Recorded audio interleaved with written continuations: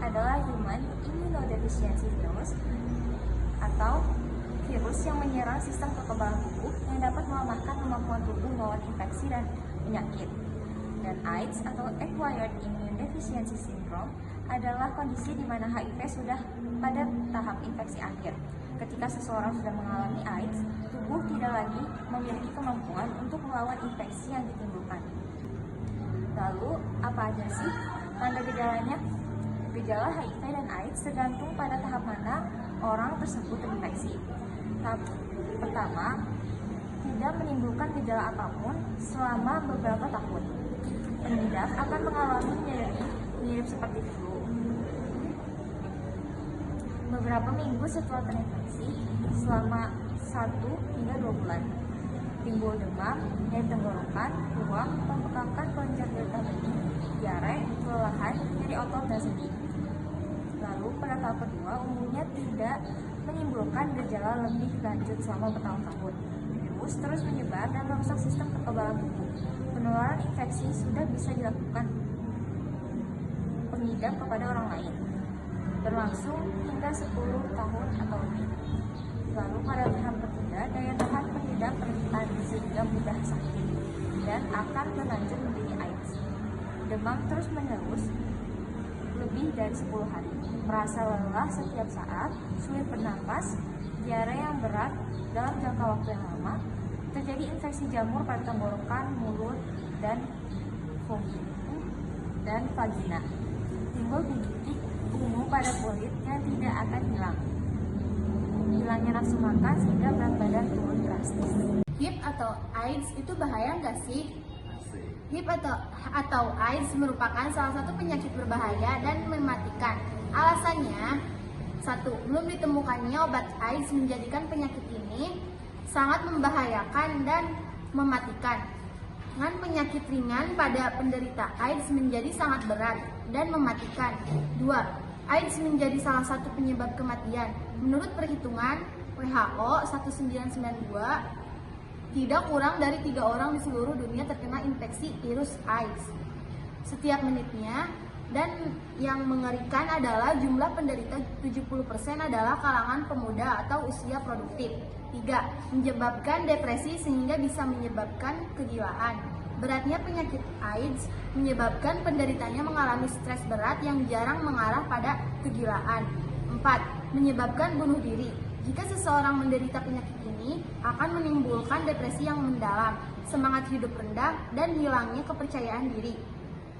Oleh sebab itu, penyakit HIV atau AIDS menjadi salah satu pemicu terjadinya bunuh diri yang tentunya sangat memprihatinkan. 5. Tekanan sosial dan ekonomi. Stigma negatif bagi para penderita HIV atau AIDS sebagai yang dianggap tidak bermoral menyebabkan tekanan sosial yang sangat berat bagi penderitanya. Dan pada umumnya, orang yang terkena AIDS akan cenderung lemah dan tidak produktif secara ekonomi. Sedangkan biaya pengobatan dan kebutuhan hidup membutuhkan biaya yang tinggi. Perilaku apa saja yang dapat memunculkan resiko penyakit HIV atau AIDS?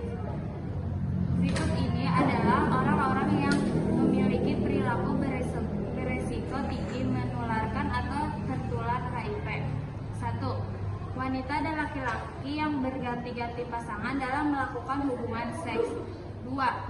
Wanita dan pria tuna susila serta para pengguna mereka. 3. Orang-orang yang melakukan hubungan seks tidak wajar. 4. Menyalahgunakan narkotika dengan suntikan yang merupakan jarum suntik secara bersamaan atau bergantian dan menata tubuh dengan jarum secara bergantian. Penularan HIV atau AIDS. Ada beberapa cara penularan HIV atau AIDS yang diketahui, yaitu 1. Transfusi darah dari pengidap HIV. 2. Berhubungan seks dengan pengidap HIV. 3. Alat atau jarum suntik, alat tato dan tindik yang dipakai bersama menderita HIV atau AIDS. 4. Sebagian kecil umur 25 sampai 30% ibu hamil mengidap HIV menularkan kepada 5.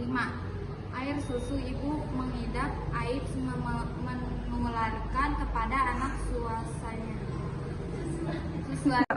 Langkah pencegahan HIV atau AIDS. Berikut ini beberapa tindakan yang dapat dilakukan dalam mencegah tertularnya HIV atau AIDS. Yang pertama adalah hindari seks bebas. Dan yang kedua, hindari narkotika dan penggunaan jalan suntik bergantian. Lalu, pahami dengan baik orang penularan HIV, edukasi dan pemahaman yang benar tentang cara penularan HIV membantu mengatasi stigma dan diskriminasi yang seringkali dialami oleh orang dengan HIV. Lalu menjaga pola hidup sehat, jagalah kebersihan pribadi dengan rajin mencuci tangan, menjaga kebugaran tubuh melalui olahraga teratur, konsumsi makanan sehat yang mendukung sistem kekebalan tubuh dan istirahat yang cukup. Gaya hidup sehat membantu memperkuat sistem kekebalan tubuh sehingga lebih mampu melawan infeksi termasuk HIV. Tes HIV. Rutin melakukan screening HIV adalah salah satu cara mencegah HIV atau AIDS yang sangat penting untuk dilakukan. Seseorang yang sudah aktif secara seksual sangat disarankan untuk screening HIV setidaknya 6 bulan sekali. Terdapat 2 macam tes yang saat ini sering dipakai untuk menentukan adanya antibodi HIV, yaitu 1. Tes secara ELISA, enzim linked immunosorbent assay. Pemeriksaan adanya antibodi terhadap HIV secara ELISA pada umumnya dipakai untuk penyaringan adanya infeksi HIV atau screening darah. Donor transfusi darah hasil positif dari tes ELISA ini masih perlu dipastikan dengan pemeriksaan lanjutan melalui tes secara Western blot. 2. Tes secara immunoblot atau Western blot. Pemeriksaan secara Western blot lebih spesifik terhadap HIV, meskipun dari aspek pembiayaan lebih mahal dan lebih sulit dilakukan. Oleh sebab itu, cara Western blot tidak dilakukan untuk penyaringan, tetapi digunakan untuk memastikan hasil tes ELISA. Pengobatan penyakit HIV atau AIDS. Hingga saat ini belum ditemukan obat yang secara tepat dapat menyembuhkan penderita alat infeksi atau pengobatan yang dibutuhkan yang secara tepat dapat menyemidak saat melewati infeksi sampingan yang muncul. Tetapi dan seorang penderita AIDS diperlukan tindakan lanjut dan untuk memperbaiki fungsi tubuh penderita akibat situ, mencegah komplikasi dan bisa menghambat perkembangan virus HIV. Obat-obat tersebut adalah AZT, DDI, dan DDC. Akan tetapi, obat AZT, DDI, dan ADC ini belum menjamin proses penyembuhan obat-obat tersebut. Mungkin hanya memperpanjang hidup penderita untuk 1 atau 2 tahun saja, karena sampai sekarang belum ada obat yang dapat menyembuhkan virus ini secara total.